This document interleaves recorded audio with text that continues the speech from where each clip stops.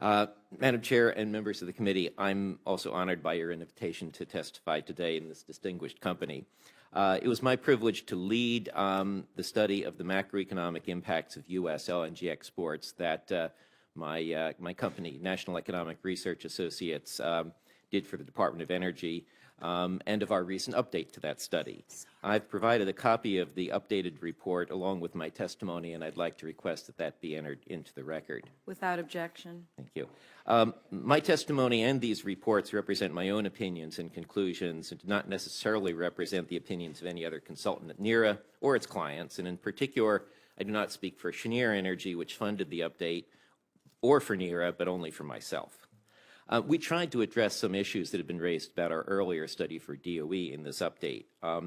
Two in particular, one that using 2011 data made our study too out of date. Well, we updated it to the Energy Information Administration's most recent full set of long-term forecasts. We used the 2013 outlook because, as Mr. Szymanski just said, they have not yet published the side cases that were critical for our analysis of scenarios. We agree with Mr. Szymanski that we have to look at scenarios because it is very difficult to predict exactly what the level of exports will be. Then, to deal with concerns that DOE does not have access to a full analysis of the cumulative impacts of exports, we examined levels of exports all the way up to what they could be if the Department of Energy put no restrictions on exports. And we again found that LNG exports provide net economic benefits in all the scenarios we examined. The greater the exports, the greater the benefits. Put another way, there's no sweet spot that would justify limiting LNG exports below market-determined levels on the basis of their net economic benefits. Another point that's been raised frequently is about the notion that somehow if we export natural gas, it won't be available for manufacturing in the U.S. That's simply a false dichotomy. We looked at it very closely. You're absolutely right, Madam Chair. The U.S. chemicals industry was very threatened in 2005. But at this point, it has moved to being tied for the world's lowest cost producer of chemicals with a very large advantage over any of its rivals that import natural gas, which will not be taken away to any noticeable extent by the effect of LNG exports. It's simply a false dichotomy. There is ample gas for both, and we find that, in fact, in our scenarios, the increased demand for exports is almost all satisfied by increased production. None of it, almost none of it is taken away from any domestic uses because of higher prices. I'd like to cover two other topics. One, just extending the economic analysis to talk about jobs. There are two things about LNG exports that I am convinced are true no matter what level of exports we look at. First is that LNG export facilities and shale gas production require workers. They're going to be drawn from all over the economy.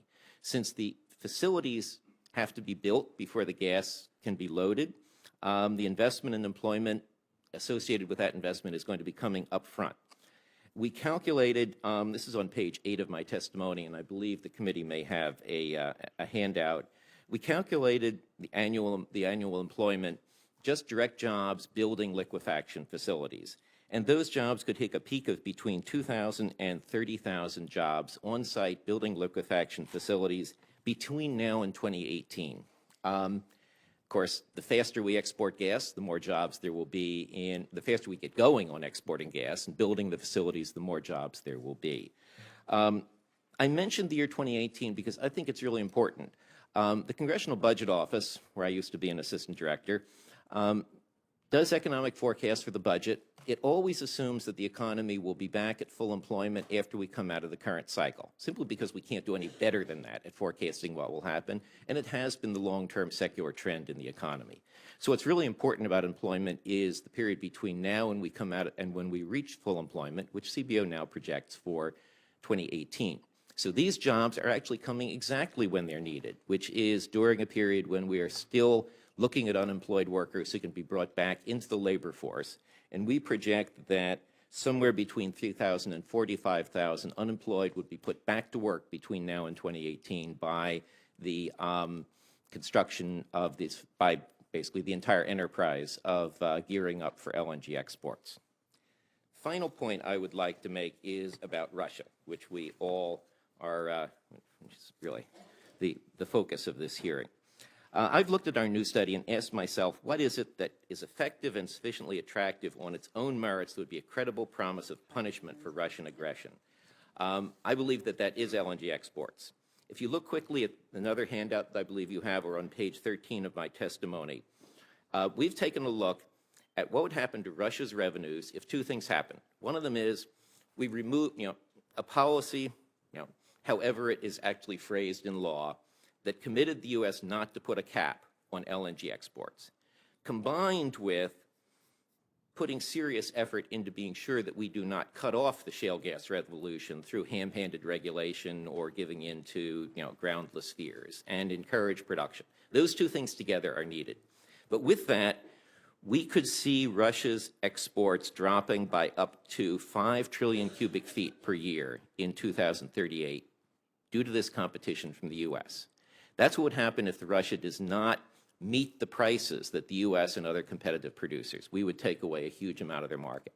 And if they do meet the competition, they're going to have to sell at lower prices. And what that adds up to me in this chart is somewhere between a 40% and a 60% loss in export revenues from natural gas for Russia through this policy of the U.S. entering the LNG market aggressively. I think that's a punishment that would mean something. Thank you. Thank you, Doctor.